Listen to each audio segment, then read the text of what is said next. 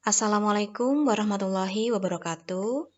Kali ini kita akan membahas pendekatan dalam tes bahasa. Tes bahasa berkembang dari waktu ke waktu sesuai dengan perkembangan cara pandang atau pendekatan yang digunakan. Suatu perkembangan biasanya didorong oleh semangat untuk memperbaiki kelemahan-kelemahan yang ada sebelumnya, termasuk pendekatan, bentuk pembelajaran, sampai bentuk evaluasi atau tes yang digunakan. Maka jika pendekatan berkembang, bentuk pembelajaran berkembang, sehingga bentuk tes juga ikut berkembang. Akan tetapi, perlu diketahui bahwa tes yang lama tidak dapat ditiadakan begitu saja. Meski ada kelemahan, tetap ada manfaatnya dan masih relevan untuk tujuan-tujuan pengukuran tertentu. Adanya pembaruan-pembaruan ini sebenarnya juga memunculkan konsep yang tumpang tindih yang tidak dapat dielakkan. Bagaimanakah bentuk perkembangan pendekatan dan tes bahasa itu? Anda bisa melihatnya pada bagan berikut. Bagan ini menunjukkan bahwa ada hubungan timbal balik antara pembelajaran dan bentuk tes atau evaluasi yang digunakan. Karakteristik pembelajaran yang digunakan mempengaruhi bentuk tes yang diujikan. Jika pembelajaran ditekankan pada penguasaan tata bahasa, tesnya juga diarahkan pada tata bahasa, soal-soal tata bahasa. Dan jika pembelajaran ditekankan pada penguasaan keterampilan berbahasa, tesnya juga harus diarahkan pada tes keterampilan berbahasa. Selain itu, bagan ini juga menunjukkan adanya perkembangan pendekatan dalam tes bahasa. Didahului dengan pendekatan diskret, kemudian diperbaiki dengan munculnya pendekatan integratif. Selanjutnya, pendekatan integratif diperbaiki dengan pendekatan pragmatik, dan pendekatan pragmatik disempurnakan dengan pendekatan komunikatif. Tes yang diselenggarakan berdasarkan pendekatan diskret disebut sebagai tes diskret. Begitu juga dengan tes integratif, pragmatik, dan komunikatif. Yang pertama adalah pendekatan diskret. Pendekatan diskret mengacu pada teori strukturalis dan behavioris yang menyatakan bahwa keseluruhan dapat dipecah-pecah ke dalam bagian-bagian. Tes yang diselenggarakan berdasarkan pendekatan ini hanya menekankan pada pengujian satu aspek kebahasaan pada satu waktu yang terlepas dari konteksnya. Tiap butir tes hanya untuk mengukur satu aspek kebahasaan, misalnya fonologi, morfologi, sintaksis, atau kosakata saja. Misalnya bisa berupa tes menyebutkan bunyi-bunyi kata tertentu dari suatu bahasa, kemudian tes lawan kata menyebutkan lawan kata atau mungkin padanan kata. Selain itu, tes diskret juga bisa menyangkut tes keterampilan berbahasa, yaitu menyimak, membaca, berbicara, atau menulis. Yang penting hanya mengetes satu aspek bahasa.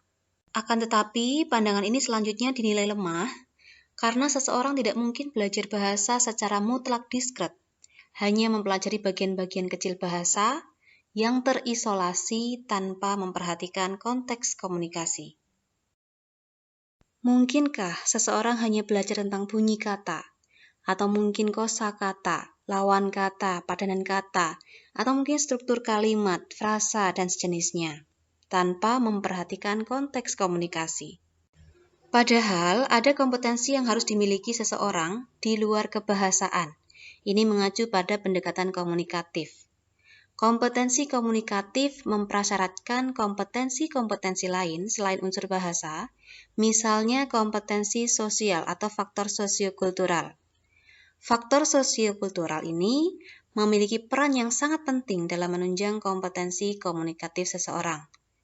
Oleh karena itu, selanjutnya tes diskret dianggap gagal dalam mengukur kompetensi komunikatif yang justru memprasyaratkan adanya keterlibatan banyak unsur kebahasaan dan faktor di luar bahasa. Akan tetapi, jangan salah, tes diskret masih diperlukan terutama pada tahap awal pembelajaran bahasa. Seseorang tidak akan bisa begitu saja diajak berbicara bahasa asing, misalnya, sebelum memiliki pengetahuan tentang sistem bahasa itu. Atau mungkin contohnya dari bahasa daerah. Seseorang mau berkomunikasi menggunakan bahasa Jawa misalnya, tetapi tidak bisa membedakan antara bunyi T, to, dan to. tutuk, dan duduk. Hal ini bisa menjadi penghambat dalam berkomunikasi. Dengan demikian, pendekatan komunikatif pun tidak sepenuhnya mampu meninggalkan strukturalis, masih tetap dibutuhkan. Dalam tahap awal pembelajaran bahasa, contohnya BIPA, Bahasa Indonesia untuk Penutur Asing, pembelajaran struktural masih diperlukan. Maka selama masih ada pembelajaran unsur struktural, pendekatan diskret masih digunakan, dan tes diskret masih diperlukan. Selanjutnya, berikut adalah contoh-contoh dalam tes diskret. Tes diskret bisa berupa fonologi. Dalam soal ini, siswa diminta untuk menyebutkan satu kata yang tidak mengandung diftong. Selain itu, bisa berupa tes yang berkaitan dengan morfologi. Misalnya, siswa diminta untuk menyebutkan persamaan makna imbuhan dari suatu kata berimbuhan yang disebutkan dalam soal. Soal ini tentu hanya mengeteskan satu unsur kebahasaan, sehingga termasuk tes diskret. Selanjutnya, ada tes yang berkaitan dengan sintaksis. Dalam soal ini, siswa diminta untuk menyebutkan satu kalimat yang mengandung konjungsi pertentangan. Jadi fokusnya hanya satu aspek, yaitu konjungsi, sehingga masih termasuk dalam kategori tes diskret. Selanjutnya yang terakhir, ada tes yang berkaitan dengan kosakata. Tes kosakata biasanya berkaitan dengan lawan kata, padan kata, atau makna kata. Nah, ini ada satu contoh soal kosakata yang pernah muncul pada tes TAN tahun 2017, yaitu peserta tes diminta untuk menyebutkan makna dari suatu kata yang disebut dalam soal. Selanjutnya, pendekatan yang kedua adalah pendekatan integratif. Bagaimanakah pendekatan integratif itu? Jika pada bagian sebelumnya kita membahas bahwa soal lawan kata dan padanan kata adalah contoh tes diskret, misalnya tinggi lawan katanya rendah, seperti tampak pada kotak kuning, maka soal yang terdapat pada kotak biru di bawahnya termasuk integratif. Soal yang semula diskret bisa diubah menjadi integratif. Kosakata yang semula disebutkan secara lepas diubah dikaitkan dengan unsur bahasa yang lain. Untuk menjawab lawan kata tinggi tidak hanya dipengaruhi oleh pengetahuan tinggi dan rendah, tetapi juga bisa dipengaruhi oleh penggunaan kata pohon kelapa dan pohon jeruk. Pendekatan ini menekankan pada penggabungan berbagai jenis kemampuan bahasa, sehingga dalam tes bahasa itu mengukur lebih dari satu unsur kebahasaan. Kemudian dalam sekali tes, itu minimal ada dua aspek yang diukur, dan aspek-aspek kebahasaan itu tidak saling dipisahkan, tetapi dipadukan sehingga ada keterkaitan antar unsur atau antar keterampilan. Akan tetapi, meski sudah memadukan unsur kebahasaan, tes yang diselenggarakan dengan pendekatan ini belum tentu kontekstual. Tes yang kontekstual itu lazimnya berupa pragmatik atau komunikatif yang akan kita bahas pada bagian berikutnya. Tes pragmatik atau komunikatif pasti sudah integratif, sudah ada integrasi atau penggabungan antar unsur bahasa. Tetapi tes integratif belum tentu pragmatik, belum tentu kontekstual. Tes integratif yang tidak kontekstual masih terisolasi, mirip dengan tes diskret, belum mencerminkan penggunaan bahasa yang alamiah. Karena bahasa alamiah jelas bukan hanya tentang kumpulan unsur bahasa semata, bukan hanya tentang integrasi. Selanjutnya, berikut ini adalah contoh-contoh yang termasuk dalam kategori tes integratif. Misalnya yang pertama berupa tes menyusun kata menjadi kalimat. Dalam soal ini, siswa diminta untuk menyusun kata menjadi kalimat yang tepat berdasarkan kata-kata acak yang disediakan dalam soal. Artinya, soal ini sudah menggabungkan atau mengintegrasikan antara pemahaman kata dan struktur kalimat. Tanpa memahami kata dan tanpa memahami struktur kalimat, tentu siswa tidak mampu mengerjakan soal dengan tepat. Selanjutnya, bisa berupa tes menafsirkan isi dialog. Dalam soal ini, siswa diminta untuk menafsirkan isi dialog yang diperdengarkan sebelumnya atau yang sudah disimak. Nah, berarti sudah ada integrasi atau penggabungan antara kemampuan menyimak yaitu menyimak dialog, percakapan, kemudian memahami isinya, dan memilih alternatif jawaban yang tepat. Berikutnya lagi ada tes memahami bacaan. Ini juga termasuk tes integratif. Tentu kalau memahami bacaan ada banyak hal yang diintegrasikan atau dipadukan. Dalam soal ini, siswa disediakan sebuah kutipan atau bacaan pendek yang kemudian diminta untuk menjawab pertanyaan secara tertulis berdasarkan bacaan tersebut. Untuk tes memahami bacaan seperti ini, tentu menuntut kemampuan siswa dalam menulis. Meskipun tes ditekankan pada penguasaan isi bacaan, benar atau salah jawabannya bergantung pada kemampuannya untuk mengungkapkan jawaban secara tertulis dengan baik.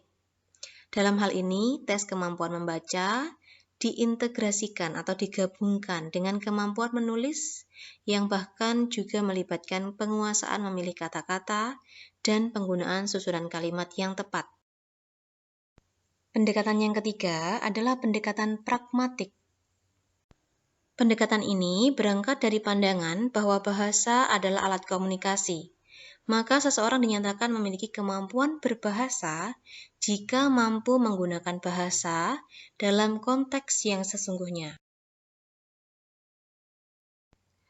Tes yang diselenggarakan berdasarkan pendekatan ini menekankan pada pengukuran kemampuan siswa dalam menggunakan elemen bahasa sesuai dengan konteksnya.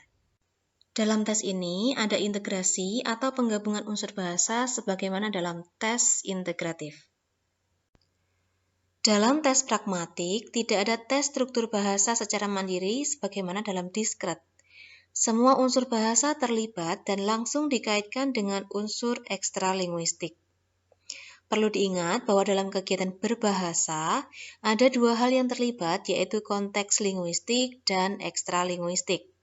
Konteks linguistik yaitu bahasa sebagai lambang verbal dengan segala unsurnya, sedangkan konteks ekstralinguistik yaitu segala sesuatu di luar bahasa, tetapi disampaikan melalui media bahasa. Misalnya lawan bicara, hal yang dikomunikasikan atau topik, kemudian tingkat formalitas, kesantunan, dan lain-lain yang itu sangat berpengaruh atau berperan dalam proses komunikasi. Pada intinya, dalam pendekatan pragmatik, diyakini ada hal di luar bahasa yang mempengaruhi pemilihan bahasa dalam berkomunikasi, yang kemudian dinamakan sebagai faktor penentu atau pragmatik. Seperti apakah tes pragmatik itu dilakukan? Mari kita lihat contoh-contoh berikut. Tes pragmatik bisa dilakukan dalam bentuk dikte. Dikte pada dasarnya adalah kegiatan memahami makna dari wacana yang diperdengarkan atau yang dibacakan. Kemudian disertai dengan kegiatan melisankan atau menulis dengan hambatan atau kendala waktu. Jika kata atau frasa yang didiktekan berupa wacana yang wajar, artinya yang sering ditemukan dalam komunikasi sehari-hari, dan disajikan dengan kecepatan seperti halnya berkomunikasi, sehingga menuntut siswa untuk menggunakan kemampuan ingatannya, dikte ini benar-benar pragmatik. Pelaksanaan dikte bisa dilakukan secara bervariasi dengan beragam teknik, misalnya dikte standar, kemudian bisa juga dengan dikte sebagian, dikte dengan gangguan suara, dikte komposisi, atau dengan produksi lisan imitasi. Dalam dikte standar, siswa diminta menulis wacana yang dibacakan langsung atau melalui rekaman dengan kecepatan yang normal. Perlu diberi tanda kutip dengan kecepatan yang normal. Karena dikte yang dibacakan dengan lambat atau mungkin pendek, misalnya hanya satu kata atau suku kata tiap ucapan, itu tidak bersifat alami. Sementara itu, dikte sebagian mirip dengan dikte standar.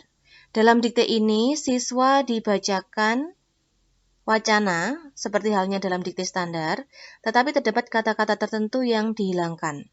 Tugas siswa adalah menuliskan kata-kata yang dihilangkan tersebut. Jadi ini mirip juga dengan teknik close, tetapi disampaikan secara lisan. Selanjutnya ada dikte dengan gangguan suara, yaitu dikte yang disertai dengan suara lain yang sengaja dimasukkan untuk mengganggu suara yang didiktekan. Hal ini sesuai dengan kenyataan bahwa orang berkomunikasi itu selalu banyak gangguan suara di sekitarnya. Selanjutnya ada dikte dengan gangguan suara, yaitu dikte yang diiringi dengan suara lain agar faktual dan kontekstual. Hal ini sesuai dengan kenyataan bahwa orang berkomunikasi sering mendapatkan gangguan suara di sekitarnya. Kemudian ada juga dikte komposisi, yaitu menulis wacana yang didiktekan dalam bentuk karangan. Jadi siswa diperdengarkan sebuah wacana terlebih dahulu, kemudian diminta menuliskan dalam bentuk karangan. Dan yang terakhir bisa dalam bentuk produksi lisan imitasi, yaitu menceritakan kembali secara lisan, kalau tadi tulis, sekarang lisan, wacana yang didiktekan. Tes pragmatik juga bisa dalam bentuk berbicara, tes berbicara. Tes kemampuan berbicara seharusnya lebih mendapatkan perhatian karena paling mencerminkan kemampuan berbahasa seseorang. Tentu dalam tes ini atau dalam kegiatan berbicara, banyak ekspresi lisan yang bisa ditunjukkan. Nah, bentuk tesnya bisa berupa interpretasi terhadap gambar susun atau gambar berseri. Siswa diminta untuk menceritakan secara lisan gambar yang disediakan. Kemudian bisa juga dalam bentuk wawancara, baik itu secara terstruktur maupun tidak terstruktur.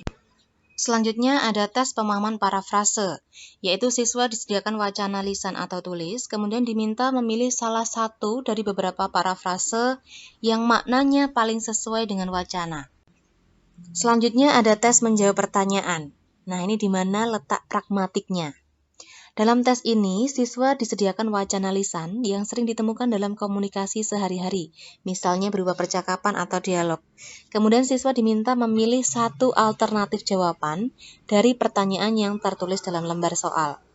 Dan yang terakhir bisa dalam bentuk tes close.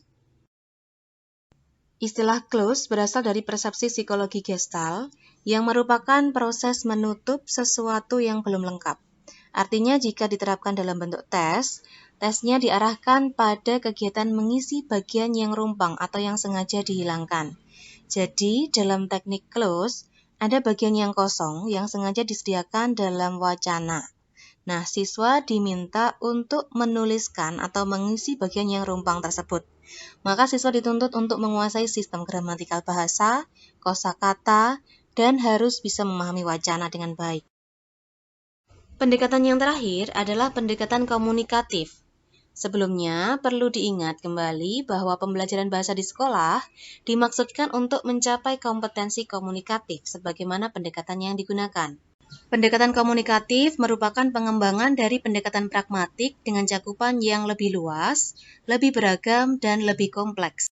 Pendekatan ini menekankan pada pentingnya fungsi bahasa sebagai alat komunikasi, sebagaimana dalam pendekatan pragmatik yang sudah kita bahas sebelumnya. Pembelajaran bahasa di sekolah harus memberikan kesempatan kepada siswa untuk memperoleh berbagai kompetensi berbahasa yang dapat dimanfaatkan untuk kegiatan berkomunikasi dalam kehidupan sehari-hari. Nah, kompetensi berbahasa itu pasti melibatkan kemampuan pemahaman sekaligus kemampuan penggunaan. Kemampuan pemahaman meliputi kemampuan menyimak dan membaca yang merupakan kegiatan berbahasa aktif-reseptif, serta kemampuan berbicara dan menulis yang merupakan kegiatan aktif-produktif. Inilah yang kemudian dikenal dengan pembelajaran bersifat full language. Hal ini menunjukkan adanya keterpaduan antara berbagai fungsi bahasa dengan tata bahasa. Fungsi komunikatif bahasa berupa pemahaman aktif-reseptif dan penggunaan yaitu aktif-produktif. Sedangkan tata bahasa adalah semua aspek yang terkait dengan sistem bahasa. Kemampuan komunikatif merupakan kemampuan untuk memahami dan menggunakan bahasa secara faktual dan wajar sesuai dengan konteks pembicaraan, yakni meliputi kompetensi gramatikal, sosiolingual, kontekstual, dan strategik. Kompetensi gramatikal berkaitan dengan unsur kebahasaan, kemudian kompetensi sosiolingual berkaitan dengan penggunaan bahasa sesuai dengan keadaan sosial masyarakat. Selanjutnya, kompetensi kontekstual berkaitan dengan penggunaan bahasa sesuai dengan situasi dan kondisi atau konteks pembicaraan yang dilakukan.